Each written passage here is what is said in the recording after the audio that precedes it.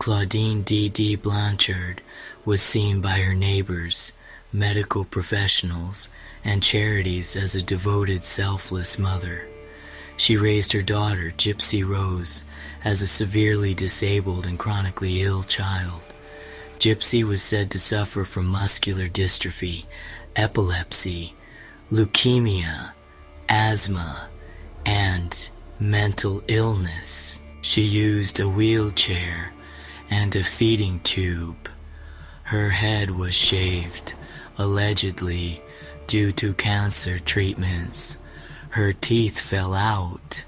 Dee Dee said it was a side effect of medication, but none of it was true. Gypsy was perfectly healthy. What began as subtle exaggerations escalated into Dee Dee, creating an entire false medical history. She would doctor paperwork, forge signatures, and constantly change doctors to avoid detection. She forced Gypsy to undergo invasive and unnecessary medical procedures, surgeries, medications with side effects, and hospital stays. Doctors were puzzled, but Dee Dee was convincing and manipulative. Any suspicion was met with threats or a quick move to another hospital. Her southern charm masked deeply abusive tendencies. They lived in a house provided by Habitat for Humanity after their supposed tragedy of losing everything in Hurricane Katrina. They received donations, free trips to Disney World, and special appearances at celebrity charity events. Gypsy, physically and mentally abused into submission, played the part. When she once tried to escape, Dee Dee called the police and convinced them Gypsy was mentally incapable of making her own decisions. Behind closed doors, Dee Dee controlled everything. She limited Gypsy's access to the outside world, took away her internet access, monitored her calls, and told her that if she ever tried to run, she'd be found and brought back. As Gypsy entered her 20s, her desire for freedom grew. She secretly accessed the internet and met Nicholas Godejohn, a man with a troubled past and a dark fascination with violence. Together, they developed a plan. In 2015, on a warm June night, Godejohn came to their house in Springfield, Missouri. Gypsy hid in the bathroom, while Nicholas stabbed Dee Dee 17 times in the back. Gypsy and Nicholas fled to Wisconsin, but were caught within days. What followed was a media storm. The story was so twisted, so unbelievable, that it felt like fiction, but it was real. Gypsy was sentenced to 10 years for second-degree murder. Nicholas received life in prison. The public was torn. Was Gypsy a murderer or a victim?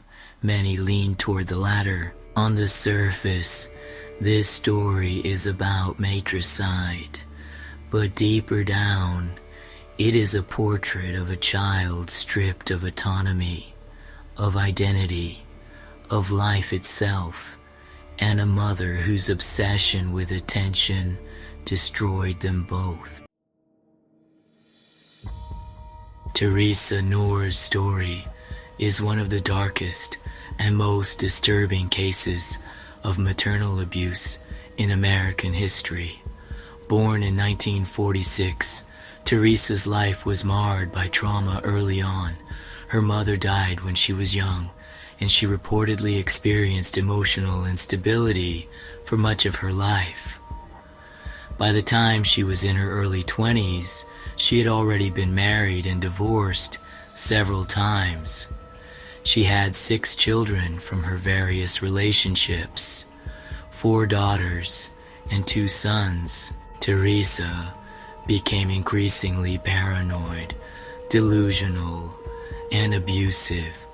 As she spiraled, She grew obsessed with the belief that her daughters were possessed or working against her. She became convinced that her daughter Sui-san was a witch trying to poison her with black magic.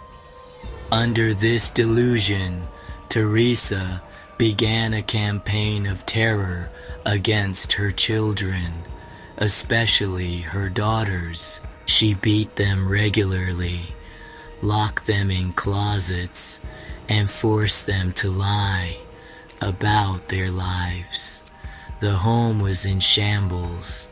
There was little to no food, broken furniture, no school attendance, and absolutely no outside communication. In 1982, she shot Sui-san in the chest during a heated argument.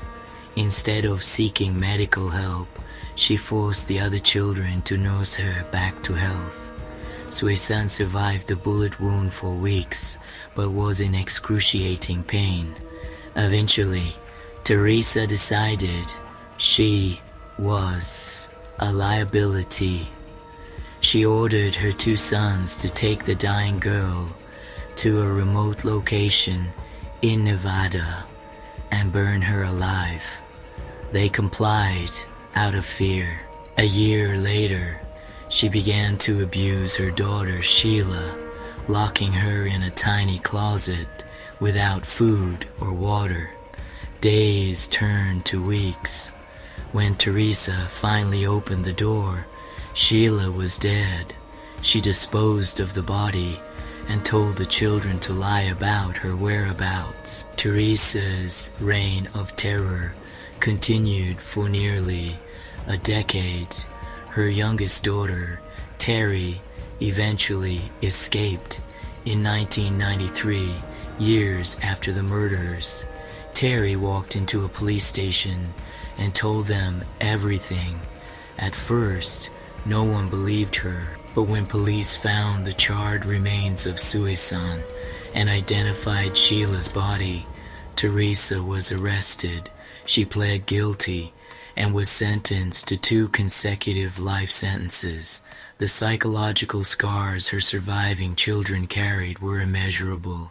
The case is not widely known today, but it is a brutal example of generational trauma, delusion, and unchecked abuse hiding behind the walls of an ordinary home. Marybeth Tinning was for many years the face of tragedy in Schenectady, New York. Between 1972 and 1985, 9 of her children died, one after another, under mysterious or seemingly natural circumstances. The community viewed her as a mother cursed by fate. Her first child, Jennifer, died at just 8 days old from what was believed to be meningitis. Then came Joseph, who died suddenly at the age of 3, then Barbara, 4 years old, then Timothy, then Nathan.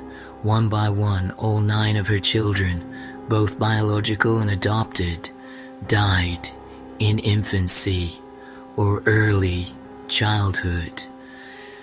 Each time, Marybeth was the one who discovered the lifeless body.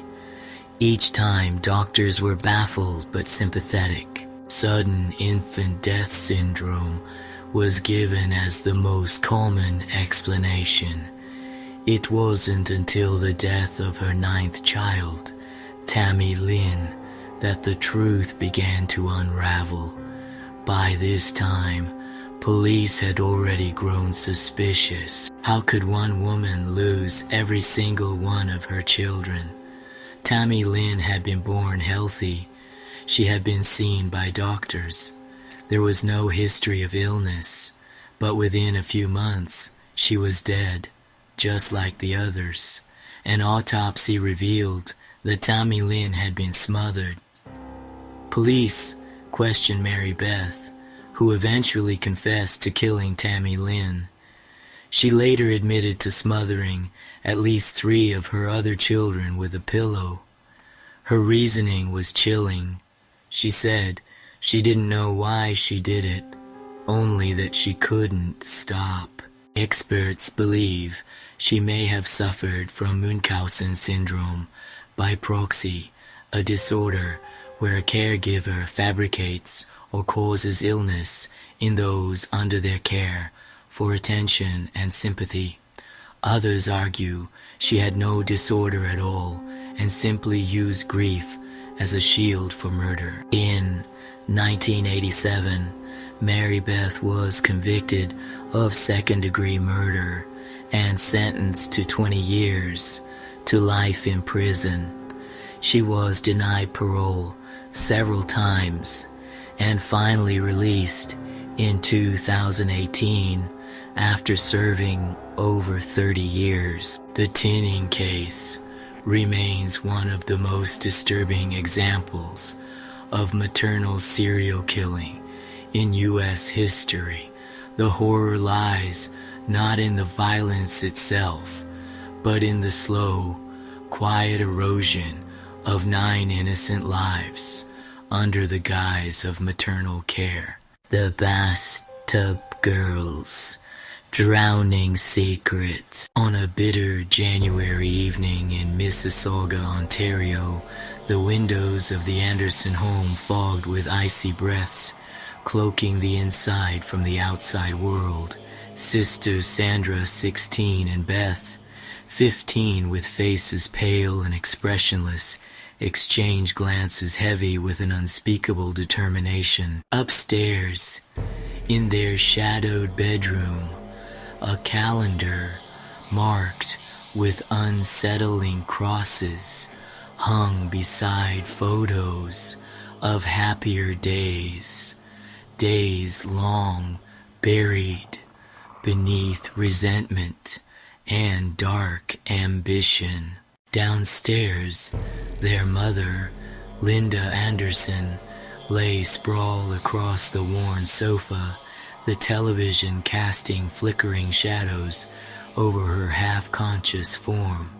Linda's drinking had driven the family apart, an excuse perhaps that Sandra and Beth clung to as justification. But beneath their carefully rationalized motives simmered a deeper, chilling indifference. Methodically, they had spiked her evening drink, watching silently as her speech slurred into incoherence, counting each minute until their cold plan could unfold. When the hour struck late, they gently coaxed her toward the upstairs bathroom. The sound of running water echoed softly, masking whispers and muffled sobs. Linda, vulnerable and confused, sank into the bath, oblivious to the hands that guided her gently, yet firmly under the surface. Bubbles of air rose, breaking silently. Neither girl flinched nor hesitated. The quiet violence was swiftly replaced by calculated cries of shock when emergency responders arrived, their tearful performance flawlessly masking the horror they had just enacted. But secrets drowned slowly over the ensuing months. Paranoia whispered relentlessly in their ears until Sandra, burdened by unbearable guilt, finally confessed. Justice, delayed but inevitable, came for them quietly and mercilessly, unearthing their dark secret and shattering the illusion of innocence they had so coldly fabricated. Well, viewers, that wraps up yet another assortment of true horror stories. Give love to your mother and remember to cherish her as much as you can while you can. Regardless, thank you so much for watching. Like, comment, subscribe, and hit the notification bell to get informed about the next video I have cooking in the background. Now, as I always say, we're always watching.